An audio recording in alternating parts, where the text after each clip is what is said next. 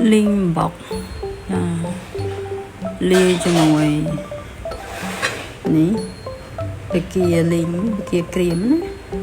sẽ đẩy đầy sẽ chụp hát sạch cỏ linh ní bọc toàn đó khai bọc lia bọc tục nhang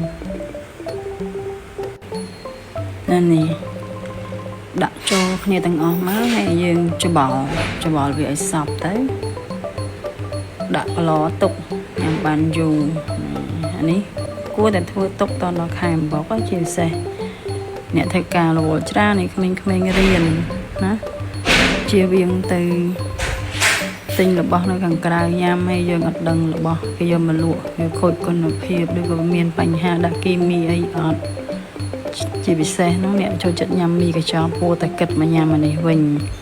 ព្រោះវាមានរដូវហើយធ្វើទុកអត់បានយូរទេយើងញ៉ាំឆាប់អស់វាស្រស់វាថ្មីវាល្អសម្រាប់សុខភាពយើងចានេះលេរួចរាល់ជាស្ថាពរ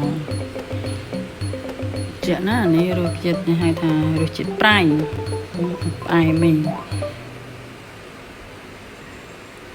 តំណងអត់ណាកុំភ្លេចសាកធ្វើណា